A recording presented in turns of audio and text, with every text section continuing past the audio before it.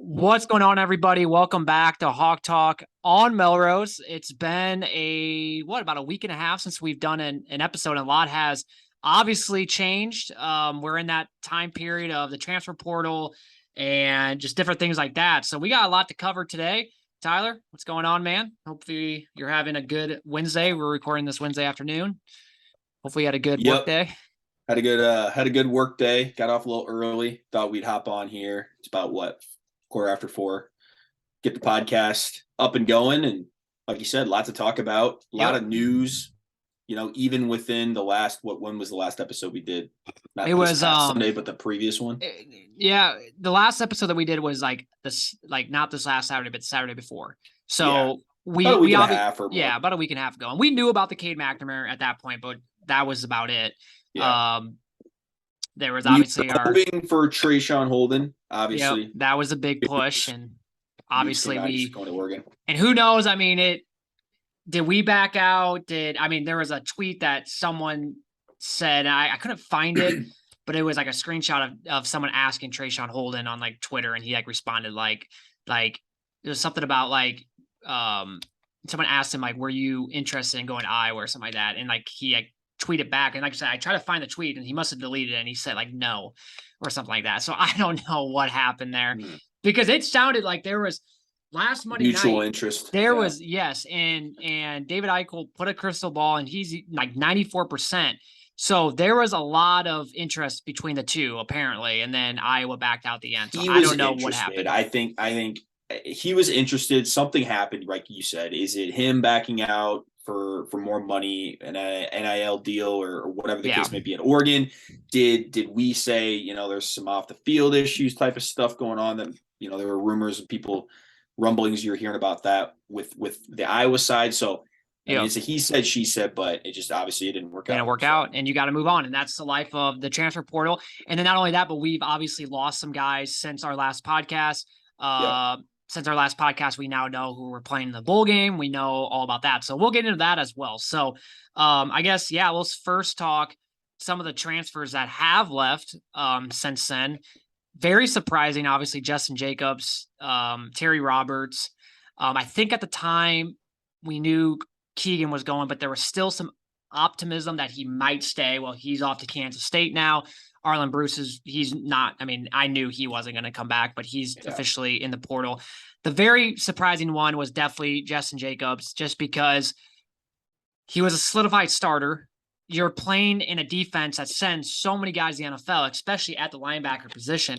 It shocked me. And he goes off to Oregon, and now I kind of know why. I mean, he must have got a really good deal to go out there, because I don't know why else he would choose. I mean, why he would leave Iowa with all those things. But we're without him. Yeah, 100%, and got a bag. That's what I take from it. Like you said, I mean, he lost it. He wasn't playing due to injury. It's not like he got benched because he wasn't playing good. He was a bona fide starter. And it sucks losing him because I think he's a stud, and he's one of the better recruits that I think the Iowa got at the time. So I mean, it's obviously just a little disheartening that he left, but this is like, dude, I was thinking about this. This is like the new world of college football. Yeah, it's it is. NFL free agency every year now. Yep. With not having to sit out a year anymore, going to any team and playing right away, and then on top of it, NIL, where you're going to get offered a ton of money. Like, this is like the start of something that is going to be very annual. Like, it's going to be your roster is going to be ever changing. It could be very different on a year-to-year basis. Sure. And we have to just come to terms with it. Like, every year we're going to lose some guys that like Justin Jacobs. Like, for example, like come next, it sounds like Caleb Johnson will be back. I mean, he's been tweeting a lot, but like come next year, he might get a better NIL deal at somewhere else and he might leave. Like, it's just the nature of it. And I think too many people kind of freak out over it, but then it's like, well, look at the positives though. You're going to get some players. I mean, just because Yeah. you lose, I mean, you're going to lose some, but you're also going to gain some. So yes, we're losing these guys, but we're also bringing in guys like Cade McNamara and, Eric Hall. I mean, the guys that probably would, I mean, before the transfer portal blew up like this, I mean, we wouldn't be getting these type of guys, or we wouldn't be going after them, because that's just not what Kirk Ferentz is. But he now knows that you have to do it. You adapt or you die. So yeah, you're gonna lose some key guys every single year due to it. It sucks, but you're also gonna gain some guys. Another guy, Terry Roberts, obviously he didn't really. I mean, he just spent injured like this entire year. And just seems like his entire Hawkeye career he's been battling injuries. So I can understand why he kind of left. It kind of reminds me of the whole Jack Nungy when he was Iowa basketball. He just got hurt all the time at Iowa. He decides like, you know what, let's try something different. So he goes off to Xavier, does really good there. So maybe he just wants a new beginning. So I can't really fault him on that. But it sounds like he is gonna go as well. But that's, once again, it's just the nature of it. And maybe it's also because he knows come next year, you got Jamari Harris back. Sounds like he's staying. Cooper DeJean, we might get this other transfer that we'll talk about. Maybe he just kind of figured that he might not be the solidified starter next year. Maybe he's just like, I want to go somewhere else. So who knows about that? But the good thing about all this, so far, unless more people leave, which we're kind of in that time period now where it's like guys would have already came out and said that they're going to transfer. I think we're kind of safe. I mean, we might see a few more, but I feel like we're to the kind of the point where if they haven't already, we're probably good. But the good thing is 3 of the guys that are transferring didn't even really play at all this year. Justin Jacobs, Terry Roberts, and Keegan Johnson. I mean, they're all big losses. They're good players, but think about it. I mean, they didn't play a lot this year. I mean, it'd be one thing if like Justin Jacobs played all year and was a stud for us, but it's like we did just fine without Justin Jacobs. I mean, it sucks that we lost him, but it's just like it goes to show that you can find other players, and especially on the defensive side, maybe not the offensive side so much, but on the defensive side, I'm never worried. We're always going to have some guys that will step up. So although it sucks, it's also like, well, I mean, at least it's kind of a good thing that they didn't all play this year, because it kind of shows that, hey, we do have other guys that can step up and play. My eyes. I don't know. Yeah, I agree with that. I think what hurts is like you're losing a guy like Jack Campbell. Yeah. And then you don't get to bring back your other starter in Justin Jacobs. But that was where I was at with it. It's obviously going to hurt, but like you said, I've said this religiously on this podcast. I am really, until I see it, and the facts are that we're not going to be good. I don't have any doubt in our defense. I really don't. It's like a factory with the way that they operate as a team, and they're Phil. I have the utmost confidence in Phil that they're gonna, and Kirk, that they're gonna play the right guys and find guys, and that's the thing. We're not done yet in the portal, so who knows? Maybe we go out and get a linebacker now that's open. I think there's a transfer potentially from Nebraska. Yeah, which freshman that is, I think, interested, and we're obviously interested in him, and so you never know. That could be an option too. Yeah, Ernest Hausman. And I was just going to bring him up. Linebacker from Nebraska.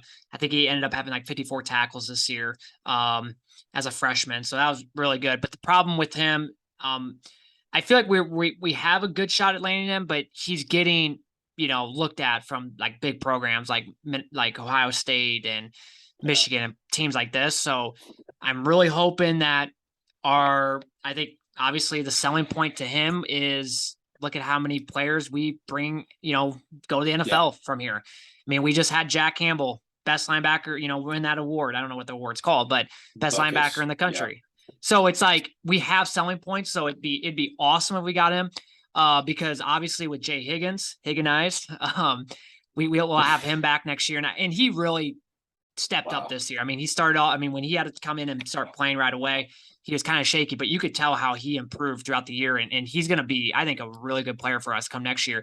And then at that, possibility of Seth Benson possibly coming back, there were some rumors that he might come back. I don't know if that's the case or not, but yeah, if we could land Ernest Hausman, that would be pretty big. And then on the cornerback side, now we're going to be bringing back Jamari Harris, hopefully. But if we don't, obviously we still have Cooper DeJean, but this guy from Harvard, grad transfer Alex Washington, is scheduled to take a visit for Iowa this weekend. And problem with him too, though, is he's also getting looked at by some bigger programs. So it's like, I just hope that, the selling point of bringing guys to the league, and I saw Phil Parker, he visited Alex Washington in home visit. And then, like I said, now he's coming up for official visit this weekend, is always a good thing. So if we could somehow get those two guys to kind of make up for losing, Justin Jacobs, Terry Roberts, I think that'd be good. Yeah, 100%. And then the other part is you gotta have some money for the NIL deal, right? So, yep.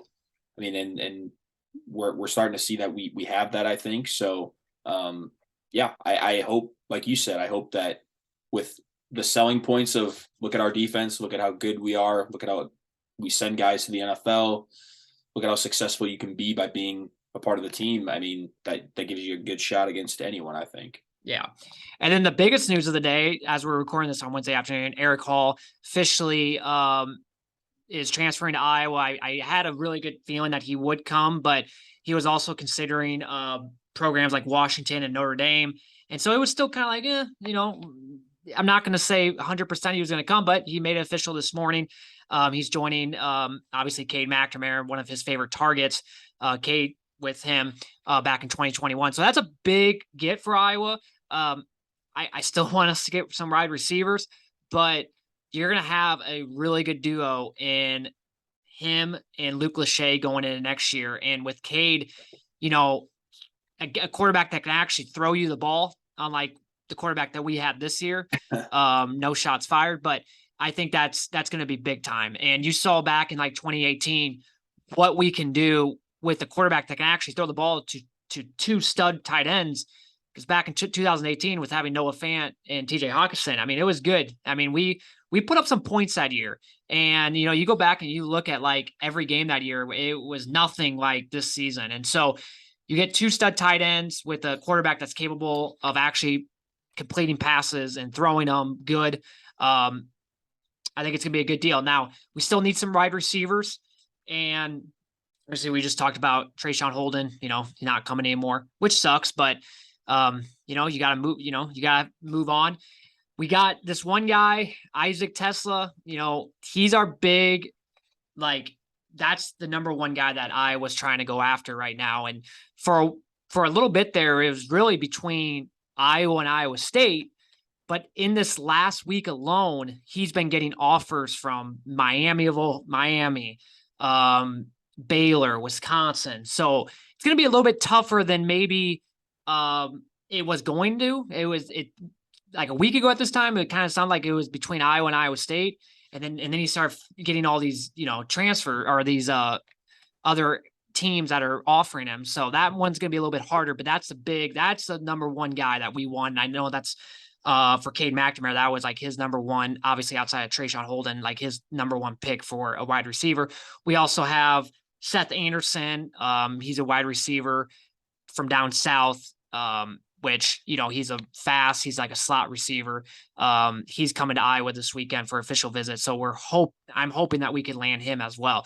I said we need at least two wide receivers, if not maybe three, to join. Obviously if Nico comes back and we have Devontae Vines, Brody Brecht, Jacob Bostic. I mean, but I would say at least two guys, and then if not, maybe a third, and if maybe even a fourth. I don't know. I want to have as much depth there as possible. We saw this year what happens when you have some guys get hurt. All of a sudden, it's like, holy shit, we're down to like no scholarship wide receivers. So the more the better in my eyes on that. Yeah, 100%. We definitely need, like you said, I think minimum two receivers, if not three, for sure. Yep. For the reasons you, Eric All, obviously, just to touch on that. I mean, the thing about him, and we kind of just said this about like Ernest Hausman, he probably looks at the situation and goes, Iowa's is tight end you. They send tight ends to the NFL. they get their tight ends involved. Why would I not want to go there? So it's kind of the,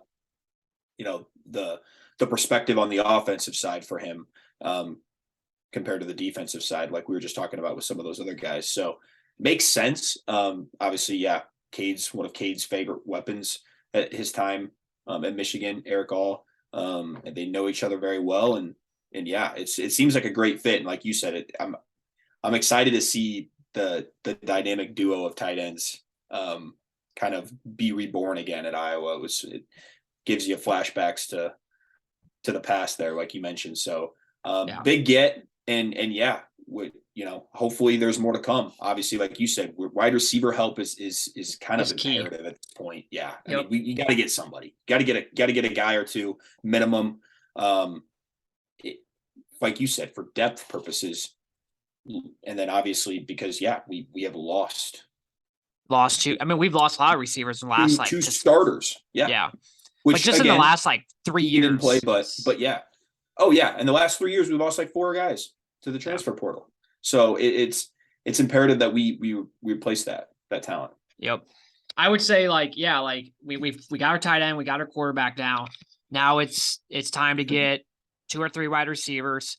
Like I said, I would love to get a linebacker and maybe one more corner. Cause even at corner, we saw how you get one guy hurt and it's like, holy cow, we're down to our 5th string corner. So it would be nice to get Washington because, with Jamari Harris, Cooper DeJean. And honestly, if Washington is pretty good, maybe he starts with Jamari Harris and then we bring Cooper kind of back to that cash-ish linebacker position, because I think that's where I want Cooper to be at, because he is such an athlete that would be the best position for him at cash, where he can kind of do everything at that position. Yeah, it's kind of like the free safety. Yeah. Yep. And that's what we kind of wanted him to be this year. And then we saw Terry Roberts get hurt and Jamari Harris was out for the rest of the year. And, the fact that he just steps in at corner shows you how athletic this guy is. Yes, exactly. And that's not his natural position. So,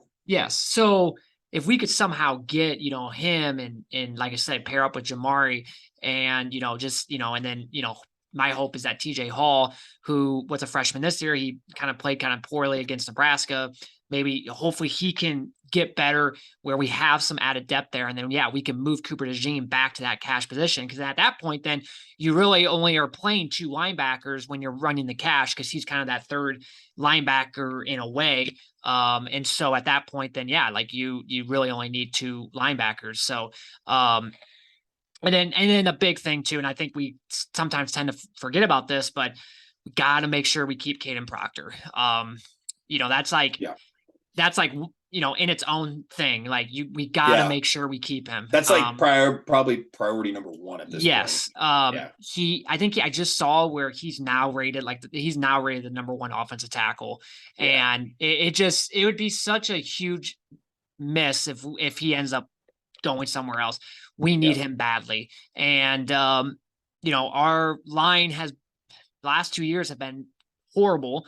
Granted, they've been young, but I think he's a day 1 starter. You pair him with Mason Richmond. I think you have your 2 tackles, and that's great. Yeah. And then it's all about fixing the interior, which I don't know what we're going to do at that. If we're going to still try to find maybe a transfer there. I haven't really seen much about that, or if I was just confident that, these young guys are going to, hopefully kind of develop into, what they're maybe capable of. Cause so far, obviously they're not quite there yet, but I don't know. It's, but that's priority number 1 is making sure Caden Proctor stays, because like I said, I think he's a day 1 starter. So. Yeah. That's a great point. Sometimes you get enamored with the whole transfer portal and you're like, wait a minute, what about the guys that we were already bringing in? Right. Yep. And he's a 5-star offensive lineman. You don't get that all the time, if ever, at Iowa. So yeah. Obviously priority number 1, gotta keep him happy. Gotta make sure he's on board with everything and pay him what he deserves, man. He's worth every penny. He will be. And then kind of last thing, just on the transfer side of things, and obviously we got him, but it sounded like Cade came to Iowa City last Thursday to just kind of have a not really official visit because he's at Iowa now, but he just visited Iowa. He went to the Iowa basketball game. It was kind of a good game to go to because Iowa smoked Iowa Yeah. State, and it sounds like the atmosphere was fantastic in Carver, something that we don't really see very often.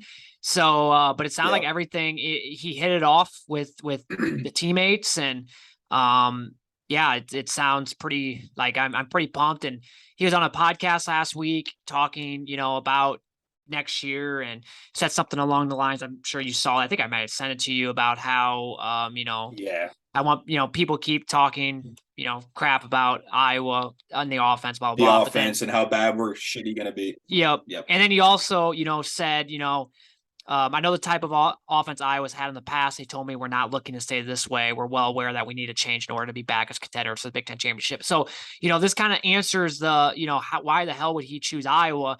And we kind of figured, they had to sell it as, we are going to change, because no smart person would come to Iowa if that was the case. Now, I'm still to the point where it's like, see it to believe it, because we heard that this year that things were changing and things were getting more simplified, and the offense was worse than what it was, and we thought it was bad before, and it was even worse. So until we see it, I'm still like, not going to be overly confident, but I do feel semi-confident, if he's coming out and saying that type of stuff. I think Iowa, yeah, they're well aware that Yeah. you're not going to be a contender if the way that things are staying. So that felt kind of good seeing him say that, because I think it kind of answers the question of like, why would he come to Iowa? And we kind of figured that, changes are coming, but it's good to hear him say that. Yeah, that's the first step is hearing that they've essentially admitted that it's not working. And that's really what we wanted to hear. But like you said, now it's we gotta see it. I don't know if that means that it's gonna be changes with Brian. We're gonna bring somebody new in, or we're just gonna change up the scheme with how we're operating and he's still gonna be OC. I don't know. That part of it remains to be seen. But like you said, very good to hear. And we all knew that. Back of our minds, we all knew something was going to change. Cade would not come here because he feels like he has to. Like he's going to do it because he's going to win the starting job, and they're going to give him a chance to succeed in a style of offense that I would hope suits him, and as well as some of the other players we have on offense. So Yeah, I don't know. I'm excited though. Yeah, I still want. I'm just hoping that after this year, after the bowl game, that we do move on from Brian. And I think I said on the last podcast, like make him just something, like create like him being like the run game coordinator or something like that. If you really want to keep him on staff, but it's time. I mean, it's been 5 years. We keep bringing this up, and it's the same story, but it's time to move on. We got our quarterback now. We're getting some players in the portal. Let's, like we've been saying all year, blow this thing up, and yeah, I just hope changes are coming. And the thing is too, it's like, could you imagine him being the offensive coordinator and it still being really bad, and then like Cade being like, see ya. Yeah, and that could happen because he still has 2 years left. This is the reality of NIL now. Like you can move on.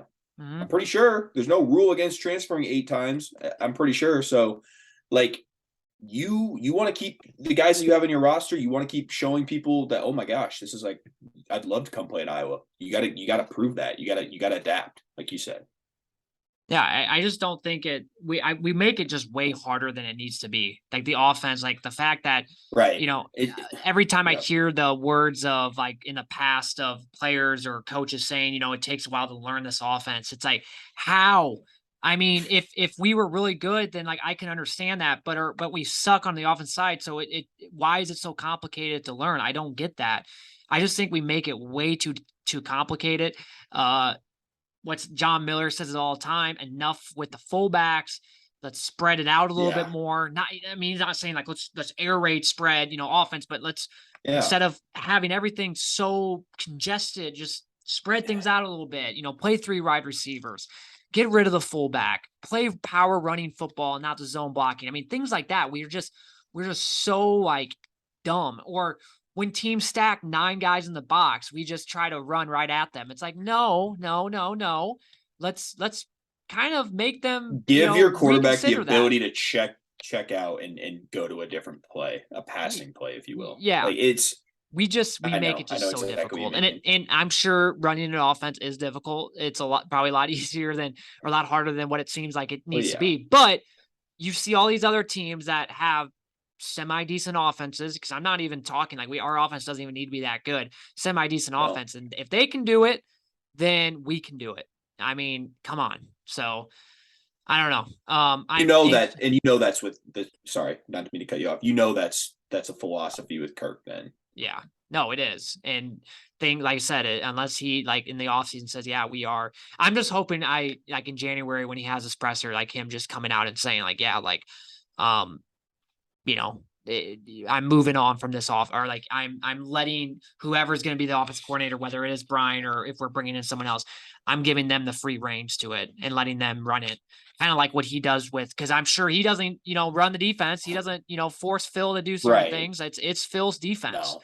So let the offense be whoever the offensive coordinator's offense is. Because once again, I said on the last podcast, I don't like Brian Ferentz, but you can't really get too mad at him because at the end of the day, it's not really him. It's more Kirk. So, we'll just see how it goes. So yeah, just talk a little bit about the bowl game. Obviously, Music City Bowl. Get to play Kentucky again. Let's go. I was like, gosh. I was pumped about the Music City Bowl because out of all the kind of crappy bowl games that we could probably go to, that's probably the best. And it's on a Saturday instead of a Friday. And, just that's good. It's a noon game. It'd be perfect. But in terms of matchup, it's like, like, are you kidding me? Like, why are we playing the same team? Now, the good thing is, though, this Kentucky team is going to be without Will Levis, who's going to go out to the draft. They're going to be without their stud running back. They're going to be without one of their wide receivers. So they're not going to be fully, have a full roster. And neither will we. But a lot of the guys that we were talking about before that have transferred are guys that didn't really play much anyways this year. And it sounds like Sam Laporta will be back as well. Big news, though, is obviously Petrus is not playing and Padilla's already transferred. So we're down to either Carson May or Joey Labus, which I'm actually excited for. Like, I was not excited for this bowl game, but now I'm actually like somewhat kind of excited to watch it because I'm just kind of anxious to see what they look like. I'm gonna go on a limb and just say that we're probably gonna close the playbook and we're gonna mainly run and maybe just run a few, passing plays, things like that. I don't think it's just gonna be one of those games. I think just play it and let's get into the off season type of a game. And, for me, it's like, if we win, great. If we lose, it's whatever. Last year, I was pretty bummed after the bowl loss, just because it was a Citrus Bowl, a little bit better of a bowl game. Coming off, we made the Indy 10-win season. Like, it kind of sucked losing in the bowl game, but like this year, it's just like, whatever. Like, let's just get to the off season. Things are going to obviously hopefully change. We got some players coming in. Let's just get to the off season. I will say, I agree with you. The only real reason that I guess I'm excited for this game is to see just kind of what we have in the quarterbacks that we still have on our roster and what's left of our offense. But this is exactly why I'm excited for an expanded playoff, because now games like this don't even matter, especially when guys are like, I'm done. I'm going to the NFL, or I'm going to sit this one out. Like, more teams in the playoff means, more opportunity, to see better games. And, you just like a game like this, it's like any non-Kentucky Iowa fans, like, what is this game? Yeah. It's like a joke. So that's why I'm excited for the expansion, personally, but just a side note. No, I agree. 12 teams. I mean, fuck, I wish it was like 16. I agree. I wish it was more, but yeah. It's going to be nice. And that's what I mean. The playoffs, I mean, that's how you bet. I've heard this a ton of times from countless other people. It's like the way you're going to value success at your program is if you make the playoffs or not.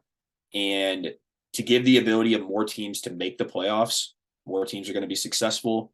games are going to matter more late in the season. You're not going to get Iowa, Kentucky without I don't even know who's playing. So it's like, yeah, well, it's gonna be a weird game. And but that's still, I mean, even with 12 teams, I mean, it still doesn't No, I fix know. college football. Like, there's still going to be meaningless bowl games. I mean, I just like there has to, like, I wish we got to like the FCS type of where they have like a legit playoffs and like, or like even D2 football, they have like a legit playoffs. And if you don't make the playoffs, you're done. Like, there's no bowl game. Like, these bowl games are just, like you said, getting to the point, they're meaningless.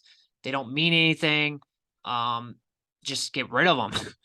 But I mean, I guess the way I was thinking about it is like, do you think like if it was, there's a chance for 12-team playoffs this year and Iowa, that means you got to win your games and maybe there's more of an incentive to win in there. You know what I'm saying? Like, so like if they start next year, like for Iowa's case, like even if they went 10-2, they could still make the 12-team playoff because, like, obviously that's still a really good season. You would at 10-2, you would probably make it to Indy, and then at that point, it's just, if you lost, you'd be at, you'd have 3 losses, so maybe you wouldn't get in. But I mean, it's good. I mean, I'm glad they're doing it. Yeah. I wish it was 2018 or 2018. That'd be a lot, but like it'd be kind of cool if they did like 28. Kind of like what they do with basketball. I think it's 28 per bracket. Now, obviously, we wouldn't have whatever. What is it, or is it 24? I don't know. I forgot. Or is it 16? It's 16. Duh. 16 per bracket. 16 per bracket. Yeah. It's like 16. Yeah, 16. Yeah, it's 16. Duh. So 16 would be, like even 16, but 12, I'm super pumped that they're doing it. It's going to like come next year, or not next year, 2 years from now. It's going to be fun, like watching some of these games. Cause actually it's December 14th today. They're probably, the first round would probably be like this upcoming weekend. Just because of there's going to be an extra game in there. So yeah, I'm excited for it. I can't wait, but with Iowa, I mean, I don't know. I mean, not really excited for the bowl game, but at the same time, like once the day comes, I'm obviously just like any Iowa game, just pump forward and hopefully we do win. But it's just gonna mean nothing because if there are actual changes to be made, like it's just like, can we just get this game over, done with? Can we get to the they're not gonna show it. They're not showing it in a bowl game with they don't have the players they want to run their system. So it'll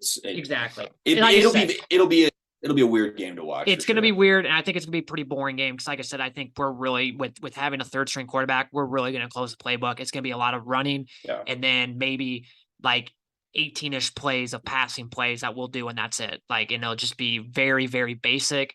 And I think even with Kentucky, same thing. I mean, they're going to be very limited on offense, so it's going to be a very boring game. But it is what it is. So let's just get to the offseason, baby. That's right. I mean, there's a lot to look forward to, and that's the optimism that's back now after such. That's what I take away from all this.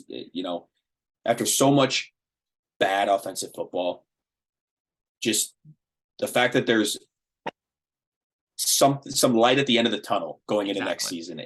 Something to look forward to again, just to kind of respark this sense of optimism is what I'm most excited about. And I felt that way the minute we got Cade, because I just felt like, not saying he's some, it starts there, all-star, but like, it starts there. It starts with, because like, can you imagine, like, let's say we don't go. Can you imagine Petrus comes back for a COVID year or something? Well, I would never really think that's going to happen, but like, if it was probably going to be Labus or Carson May going in next year if we don't go, or if Padilla stays, or if Padilla stays, even that, like, to me, I'm just like, ugh. Yeah, exactly. That's why, like, it's not good. No, makes me at least somewhat confident knowing, like, hey, we're bringing a guy. Yeah. He's not,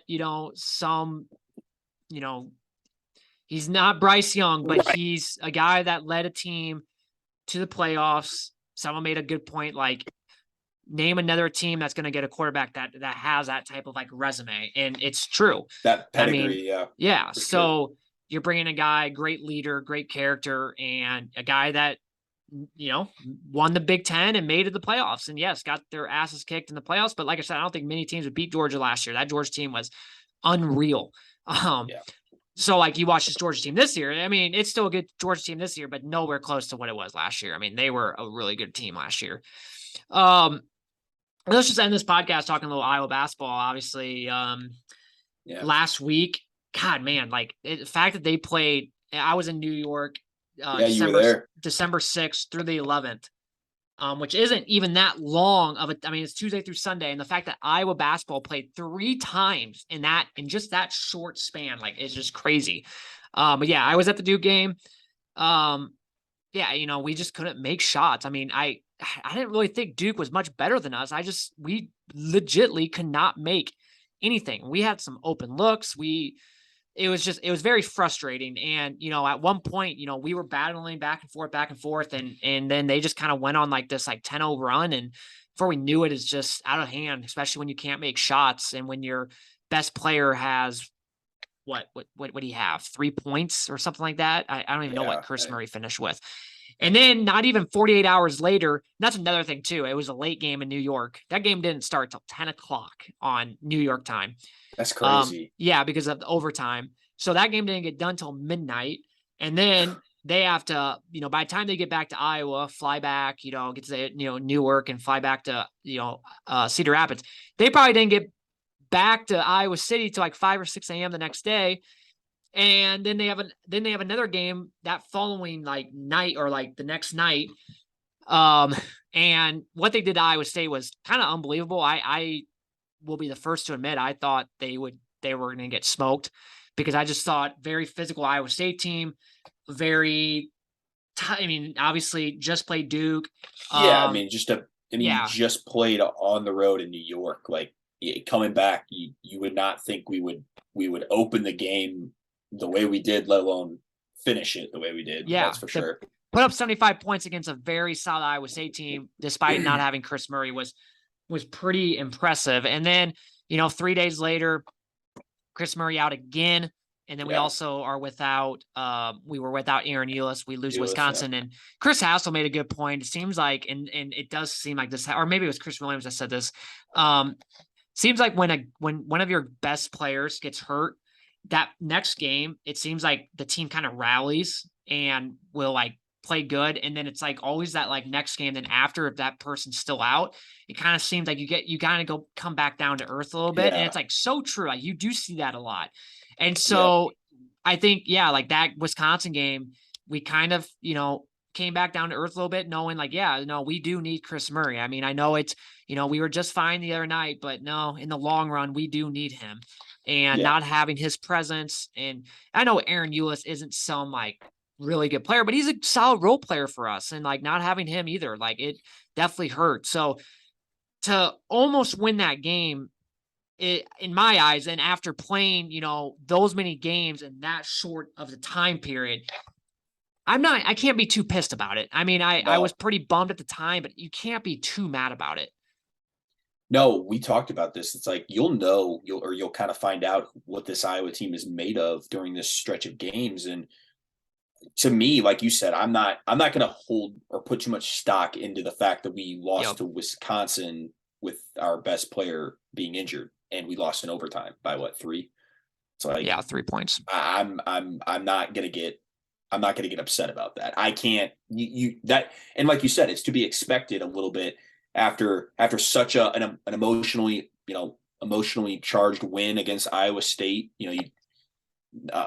Like you said, I didn't think we would do what we did to them, and then after that, followed up by a very subpar performance again shooting wise. But you're in a battle with Wisconsin, and that's a good sign to see. At least we didn't get killed. Like that's what I was excited about. Yeah, I would say the 3 things I was just bummed about is number one, when we got into overtime, the fact that we had like, I would think it was like 4 or 5 times where we got up by like 3 points and we just could never like make another shot, like to get up by multiple possessions. Cause I think at that point, if we weren't able to put them away, we would have like hang around and that's how you will get beat. Yeah. If you got to put teams away. Yeah. It was just annoying because, like, I was watching the game because we were about ready to depart. I was in Chicago airport and we were up like 48-42, and I had to turn it off because we were just about ready to depart. And Yeah. I told them, like, just text me because I that's one thing I can do is text when I'm airborne. And of course, like the minute I turn off the game and start getting texts, it's like it just went all downhill. And then like in overtime, I literally texted that. I'm like, every time like Austin would say, like, okay, the score, we're up by 3 or something. I said, like, okay, let's just get some key stops here. Let's get up by more than 3. And we just couldn't. And waiting for that 4, 5, 6, yep, 7 points, and it just never yeah. happened. I know. Number 2 reason is I just hate starting the Big Ten. Kind of, we're 0-1 now, and you just kind of have to dig yourself out of it. That's the thing that kind of, I mean, it would have been so nice to start off 1-0, especially because our next 2 games, now we have 2 easy games coming up. We should win. And then we play 2 road Big Ten games at Nebraska, at Penn State, both winnable games. It's not like we're playing at Indiana or playing at Michigan State, but like, it's still going to be tough. Both losable games as well. Yes, because Nebraska's actually playing pretty good now, and Penn State is a really, like, we never win at Penn State. No, I was gonna say chalk. You talk about, like, it just makes me, I don't know. I get like the comparison of like Iowa, Purdue. It's like until I see it, I can't chalk that up as a win. I don't think. Yep. And then after that, we play at home against Indiana, might be the best team in the Big Ten, and then we play on the road at Rutgers, another area where we just seem like we never win at.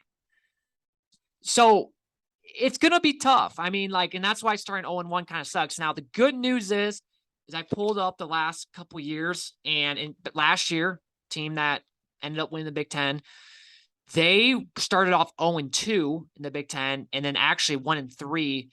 And then at the end of January, they were 4-6 in the Big Ten. And then we really turned it on in February of last year. 2020, the Garza year, we started the year off 1-1. 2019, we went to,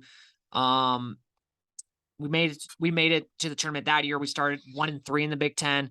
And then 2018, another year that we made it to the tournament, we started actually 0-3 in the Big Ten. So this is kind of a trend with Iowa, is that we just we start off slow in the Big Ten, and it sucks because, like you said, you have to dig yourself out of this hole. And so, yeah, these next 2 road games, the Nebraska Penn State game, are huge games, and we need it because I don't want to start like 1-3 again, or something along those lines. Do we know is Chris coming back relatively soon? Yeah, what's the status? I was looking at 24/7. It sounds like he's going to be out, and he's not going to play these next 2 games, which I don't blame. I mean, I don't want him to. Even Aaron Eulis, it's like Southeast Missouri State and Eastern Illinois. Like, no, we don't need those 2 guys. Let's just get these games over with. And then after that, we actually have like a pretty long break. The Eastern Illinois game is December 21st. We don't play again until December 29th at Nebraska. So my hope is that by then he is ready to go and ready to play. And then we play then that following Sunday, January, or we actually play on New Year's Day at Penn State. Yeah. So let's hope he gets back before the Nebraska game, because like I said, we need him. You can't, your best player. I know he's been struggling against better teams this year, but we still need him. I just hope that we don't, like I said, I want to be nice to beat Nebraska and then go on the road at Penn State. That'd be a nice, solid, talk about, a key 2-game stretch. That'd be huge. I know they're not, the best teams on earth, but those are 2 kind of tough road games to go on the road and win. So get those wins, go home against Indiana. That'd be a great environment at home, and just kind of just see what happens, So, and anytime you can win on the road in the Big Ten, I mean, it's in basketball, it's huge. So that's why, and that's another reason why losing on Sunday sucked, because it's like you want to win your home games in the Big Ten. I mean, it's so hard to win on the road. You want to take advantage of winning your road or your home games. And then this is my last thing with Iowa basketball. I'm getting, it's like, what are we doing? I mean, with Payne Sanford, I mean, he is clearly just in the biggest, like, it's just so mental at this point with him. And at some point, it's like, we just not play him that much, because like against Wisconsin, I couldn't watch overtime because I was flying, but it sounds like he played pretty much the entire overtime. And it's like, why? He provides nothing for us. He can't shoot. can't play defense. Why are we having him out there? So I don't know if he doesn't get out of this sooner rather than later. I think it's time to maybe say, you're not going to play as many minutes because it annoys me. I mean, if you watch a full game with him, just watch him. He can't make any shots, even open shots, and then watch him on the defense side. He is not good defensively, so he serves nothing for us. And I'm really hoping these next 2 games against inferior opponents, he maybe gets out of it because I think that's all it takes. He just needs to just get it. He needs to see the ball go in the basket. Yes. Yeah. But I think like you said, than that too, though, because he made some shots. I think it just needs to be consistent. He needs to have a very consistent game. It's like Fran's trying to keep him in to like let him shoot his way back into it, but it's like not working at all. I know it's so psychological at this point, in my opinion. Like, because he's had open looks, and I don't know. I don't get it either. I think it's the way of basketball as a shooter, right? I mean, it's a lot of it is mental, and maybe he's kind of seeing that right now. And we know what he is capable of. You go back to the Big Ten championship game last year against Purdue. Yeah. I mean, he had those. If you talk about clutch shots, if he can do it in that moment, he can do it now. Right. And it's all mental. And these next 2 games, I think, are big time for him to get things right. Because if he's still struggling going to the Nebraska game, then I say, let's not play him that much. He serves nothing for us. But you gotta, I mean, if that's your one job is to make 3-point shots, you are a 3-point shooter. You better be able to do that. Or play defense, right? Yes, like you said. Otherwise, you're a liability. Yeah, so. And someone made a good point too. If you watch his feet, he's not like when he's shooting, he's not like setting right, and like he's not set. Yeah, and I've kind of noticed that too. And then there's times where I think he just tries to force it because he does want to see it go in, and he's just completely off. So. Yeah, I would be anxious to see. I'm sure, like in practice, he's probably making like everything, and then just come game time, it's just it's all mental. So, but that's the thing too is we need him to get back to be more consistent because we need that. We need the guy off the bench that can come in and shoot the 3. It's as simple as that. We don't. That's one thing we don't really have this year. I thought we were going to have, but we don't have like very consistent 3-point shooters. Even Chris Murray can go in droughts. Connor or Patrick McCaffrey, our best 3-point shooter is Connor. I mean, how funny is that? I mean, he is actually shooting the ball really good. So it's not like it's not. But it's like we got to get these other guys to be more consistent. Yeah. You go back to the Duke game. I don't even know what we shot that. Let me see what we shot that game. We shot 18%. We were 3 for 16 in that game against Duke. That game, well, by the way, and I know we played in like different atmospheres and like Big Ten championship in Indy, for example, but like the game reminded me of like the tournament against like Richmond, where we just couldn't make anything. Yeah, just couldn't shoot anything. Like shot like shit, couldn't make anything. Like I don't know. Sometimes I feel like we get away. And I'm not saying, we get away from home or I don't know, we play in like a game like, Madison Square Garden or whatever, big game. And it's just like, we just cannot make anything. Yeah. TCU game, we shot 17%. We were 3 for 17. That's not, you're not going to win. Wisconsin, let's see what we shot against. I don't think Wisconsin, we shot very well either. 27%. That's not even, that's not good. Clemson, I know we beat Clemson, but what did we shoot that game? We shot 21% in that game. That's not, come on. Like, no. Seton Hall, what do we shoot there? We shot 31%. Which it still wasn't very good, but that's better than what it is. So against these like better teams, like we're not shooting the 3 ball very well. And for a team that's undersized, you should be good at shooting. Like it's as simple as that. And that's what's kind of annoying. And I know we are capable of it. We just got to be more consistent because it is kind of annoying. Like looking at these box scores, I guess I haven't really looked much into this, and it's like, wow, we cannot shoot the ball against good teams. Yeah, you made a good point. The 3 has not been our friend really much this year, and that's kind of like what last few years, just being able to make shots. Yep. Against Omaha, kind of a shitty team. We shot 46% from the three. So, I mean, we are capable of shooting. And I'm not saying 46%. I mean, we're not going to shoot, but like we need to be closer to like 35%. In my eyes. So, and then against really good teams, like when you're playing like at Michigan State, you almost have to hope that you're shooting closer to like 40% if you have any if you want to win that game. So, especially because once again, with our team, our defense isn't that good. Now it's better than years past, but it's still not that good. And our free throw shooting's really not. I mean, it's can be very shaky. Hit or miss. Yep. Yeah. Our rebounding can be very shaky. You better be able to make some shots and make some threes, else it might not be good. So, yeah, we'll just have to see. They play again this Saturday. Like I said, these next two games are gonna. I hate playing like shit opponents. It's just like boring.